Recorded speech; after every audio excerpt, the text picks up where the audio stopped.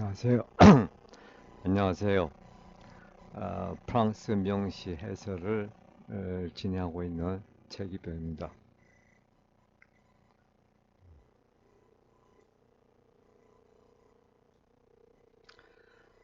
이번 4강에서는 스테판 말라르메의 바다의 미풍, 브리즈 마린이라는 시를 소개하고자 합니다.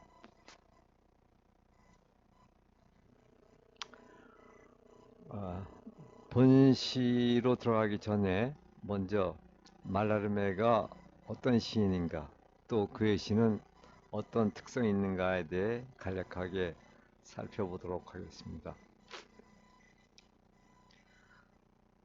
보들레르를 선구자로 하는 상징주의 시는 베를렌, 랭보, 말라르메에 이르러 그 절정을 이루게 됩니다. 말라르메는 베를렌이나 랭보와는 달리 현실적으로 매우 평이한 삶을 살았습니다. 하지만 그는 구도자와도 같은 열정으로 시의 종교를 실현하려고 했죠. 말라르메 하면 제일 먼저 떠오르는 게 그는 난해한 시인이다 라는 것입니다. 왜 그의 시는 그렇게 난해할까요? 말라르메는 프랑스 시의 역사에서 가장 난해하고 형식적으로 가장 완벽한 시를 쓴 시인으로 평가됩니다. 특히 말라르메의 후기 시들은 거의 해독이 불가능할 정도로 난해한 시들이 많습니다. 상징과 은유, 암시와 환기, 파괴적인 통사법 등으로 이루어진 그 시들은 일반 독자의 접근이 거의 불가능할 정도로 난해합니다. 그의 시가 난해한 것은 시의 의미가 어려워서가 아니라 표현 방식이 어렵기 때문입니다. 그는 언어로 표현할 수 없는 지극히 미묘한 것, 어떤 대상의 이데아, 이러한 것들을 언어로 표현하고자 합니다. 그의 시는 다만 형식만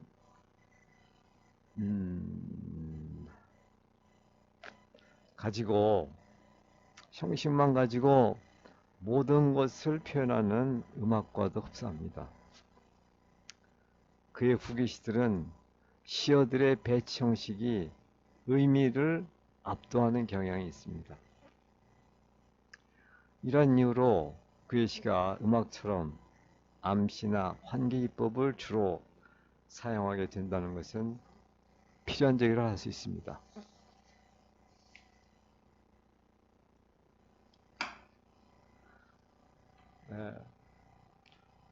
암시와 환기에 대한 말라르메 자신의 말을 몇 개 인용해 보도록 하겠습니다.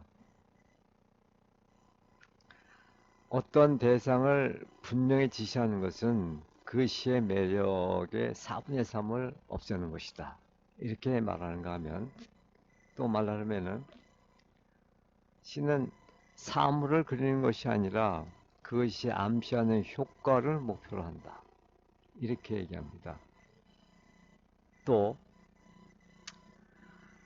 내가 꽃이라고 말하면 나의 목소리는 꽃의 어떠한 모습도 망각 속에 사라지게 하며 그 망각 저 너머로 우리가 알고 있는 어떠한 꽃받침과도 다른 그 무엇으로 어떠한 꽃다발에도 붙지 않은 꽃의 이데아, 그윽한 이데아 그 자체가 음악처럼 피어오른다. 지금 인용한 이 인용문들은 말라르메 시를 이해하는 데 매우 중요한 것들입니다. 좀 어렵죠. 상징주의 시인들은 대체로 음악의 재산, 즉 암시와 환기의 힘을 시에 가져오려고 합니다. 언어의 한계 때문이죠. 언어는 모든 것을 표현할 수가 없죠. 음악은 말로 표현할 수 없는 무한한 것을 환기시키는 힘을 갖고 있습니다. 음악은 아무 말도 하지 않지만 또한 모든 것을 말할 수 있습니다. 의미를 넘어서는 형식의 힘이죠.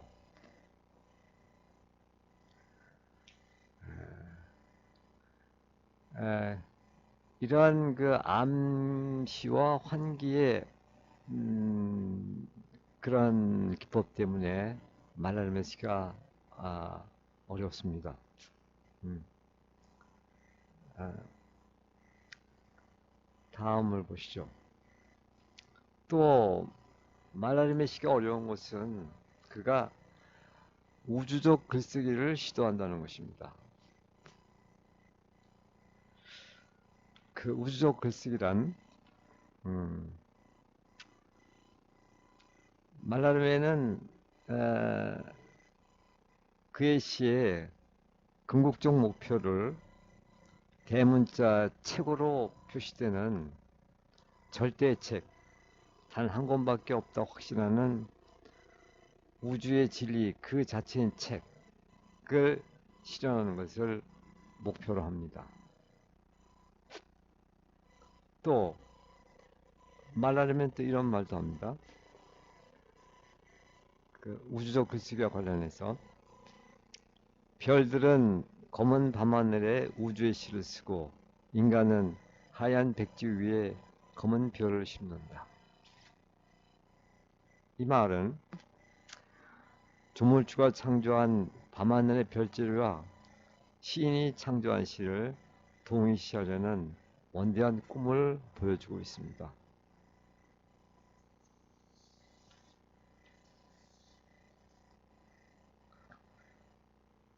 이렇게 볼 때 말라르메 시는 궁극적으로 별 심기, 프랑스 말은 꽁스텔라시옹이라고 하는데 이 별 심기를 목표로 하고 있다는 것입니다. 검은 밤하늘의 하얀 별자리와 백지 위에 쓰인 검은 글자의 시는 서로 대칭을 이룹니다. 별자리가 조물주가 창조한 자연의 우주 질서를 상징한다면 시는 시인이 창조한 말, 언어의 우주가 됩니다. 말라르메가 꿈꾸는 그 절대의 책은 실현 불가능한 것이었지만 그는 거의 구도자와도 같은 자세로 이 절대 책을 위해서 시에 매진합니다.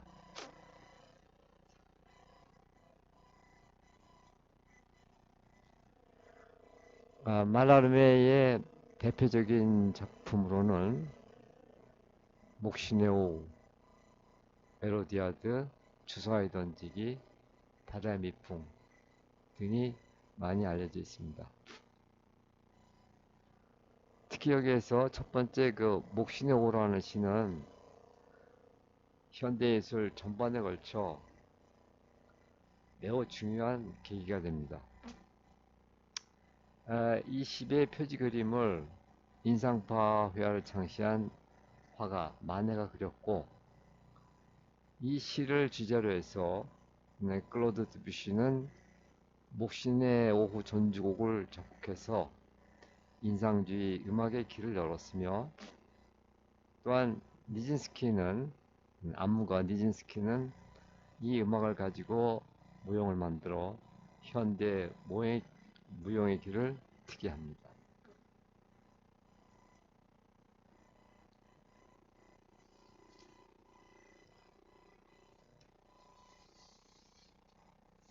그럼 이제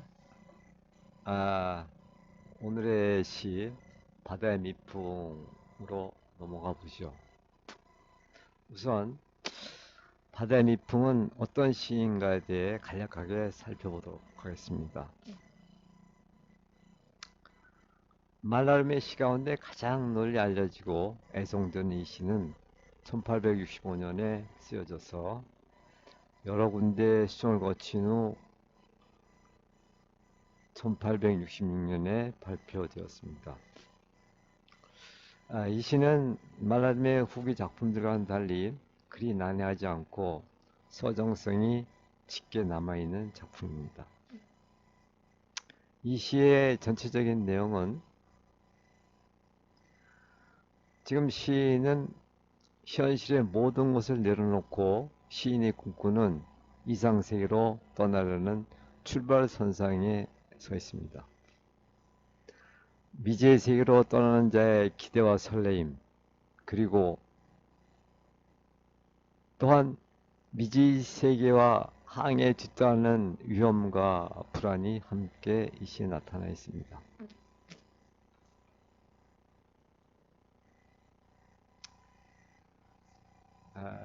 그럼 먼저 이 시의 원문을 전체적으로 한번 읽고 조금씩 나누어서 자세히 살펴보도록 하겠습니다. 자, 그럼 원문을 한번 읽겠습니다. Brise marine, Stéphane Mallarmé. La chair est triste, hélas, et je lis tous les livres. Fuir, là va fuir. Je sens que des oiseaux sont ivres d'être parmi l'écume inconnue et les cieux. Rien, ni les vieux jardins reflétés par les yeux, ne retiendra ce cœur qui dans la mer se trempe. Ô nuit, ni la clarté déserte de ma lampe, sur le vide papier que la blancheur des fonds, et ni la jeune femme allaitant son enfant. Je partirai, steamer, balançant ta mature, lève l'ancre pour une exotique nature. Un ennui, désolé par les cruels espoirs, crois encore à l'adieu suprême des mouchoirs, et peut-être les mâts, invitant les orages, sont-ils ceux qu'on penche sur le naufrage, perdu, sans mât, ni fertiles îlots. Mais oh mon cœur entend le chant des matelots.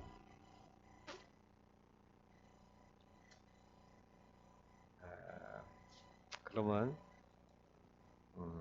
조금씩 나누어서 좀 자세히 살펴보도록 하겠습니다.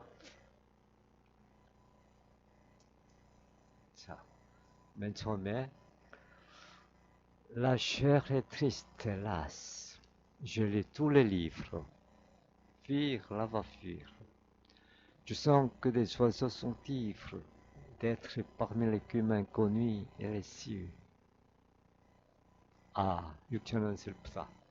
그리고 나는 모든 책을 다 읽었다. 떠나자. 저 멀리로 달아나자. 나는 느낀다. 새들이 미지의 거품과 하늘 한가운데에 취해 있다는 것을. 여기 첫 행에 모든 책이란 단순한 과정이 아니라 덧없는 육체가 슬프듯이 시인의 궁극적 목표가 되는 절대의 책, 그러니까 대문자로 표기되는 이 리브르, 그 절대의 책에 비교할 때 기존의 모든 책들, 여기서는 지금 이렇게 소문자로 되어 있는데 이 책들은 사실 무의미한 것이기 때문이죠.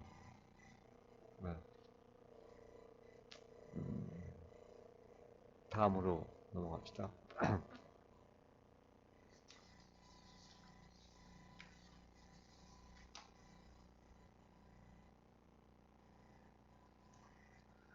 Rien, ni les vieux jardins flattés par les yeux, ne retiendra ce cœur qui dans la mer se trempe. Ô nuit, ni la clarté déserte de ma lampe, sur le vide papier que la blancheur défend, et ni la jeune femme allaitant son enfant. Je partirai, estimé, balançant clamature, lève l'encre pour une exotique nature. 눈에 아른거리는 저 오래된 정원도 오 밤이여 흰색이 방아하는 텅 빈 종이 위에 쏟아지는 내 램프의 황량한 불빛도 제 아이에게 젖먹이는 젊은 아내도 그 어느 곳도 바다에 젖어든 이 마음 붙잡지 못하리. 나는 떠나리라. 기선이여 돛을 세우고 이국의 자연을 향해 닻을 올려라. 여기 그 일행부터 사행까지 나타나는 오래된 정원, 또 황량한 불빛, 또 젖먹이는 젊은 아내, 이러한 것들은 지금 현실에서 시인이 애착하던 이런 것들이지만, 그러나 미지의 세계로 떠나기 위해서 버려두고 가야만 할 것들을 나열하는 것이죠. 특히 여기에서 그 2행과 3행에 그 흰색이 방하는 텅 빈 종위에 쏟아지는 내 램프의 황량한 불빛. 이것은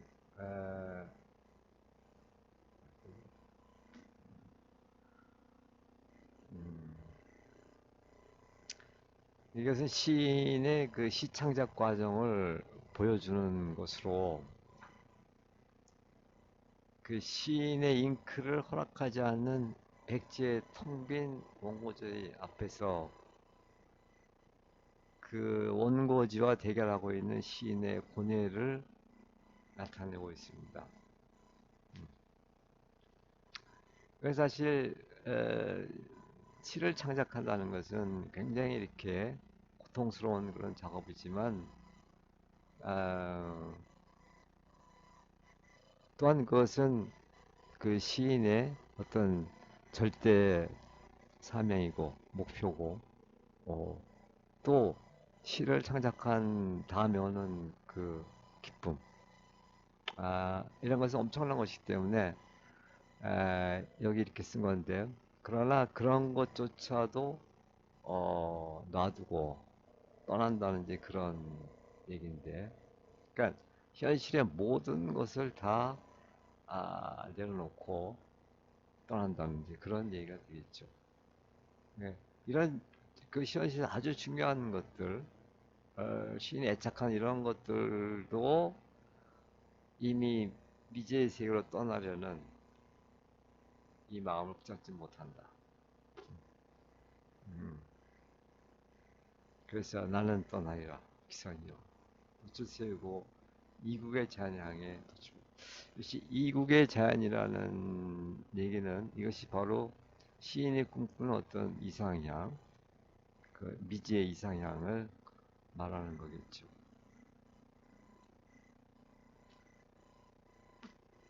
다음으로 넘어갑시다. Un ennui, désolé par les cruels espoirs, croit encore l'adieu suprême des mouchoirs, et peut-être les mains invitant les orages, sont-ils de ceux qu'on penche sur le naufrage, perdus sans mât, ni frettils îlots, mais en mon cœur entend le chant des matelots. 잔혹한 희망에 시달리고도 때론 권태는 손수건들의 마지막 이별을 아직도 믿고 있구나. 그런데 돛들은 폭풍을 불러들여 바람에 쓰러진 난파선의 돛들이 되지 않을까. 길 잃고 돛도 없이 풍요로운 섬도 없이 그러나 오 내 마음이여 이제 뱃사람들의 노랫소리를 들어라.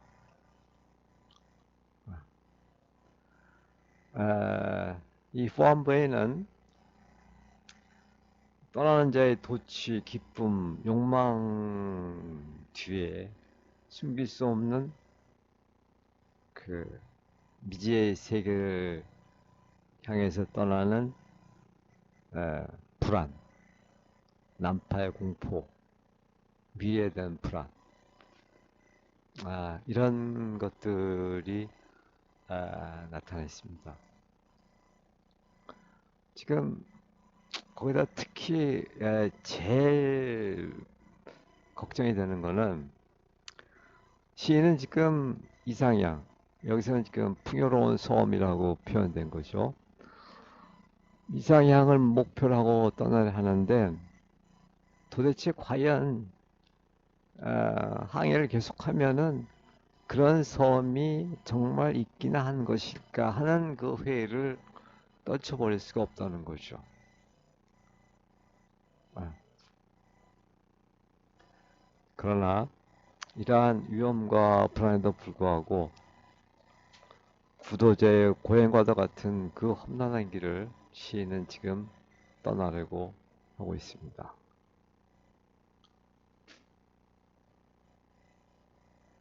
음, 이제 마지막으로 브리스 마린 바다의 미풍 번역문을 우리말로 한번 전체적으로 읽고 마치겠습니다. 바다의 미풍 스테판 말라르네. 육체는 슬프다.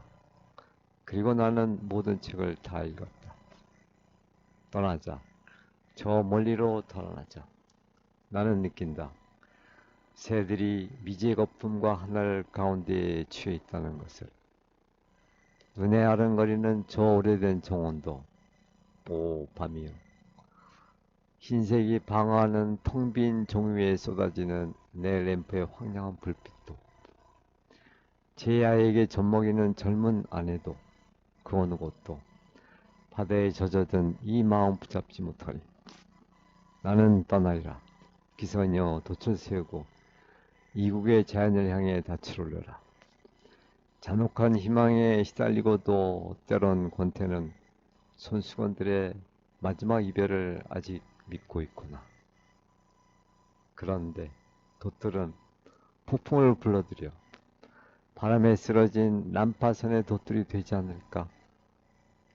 길 잃고 돛도 없이 풍요로운 섬도 없이. 그러나 오 내 마음이여 이제 뱃사람들의 노랫소리를 들어라. 이상으로 말라름의 바다의 미풍 시 소개를 마치겠습니다. 함께 해주셔서 감사합니다.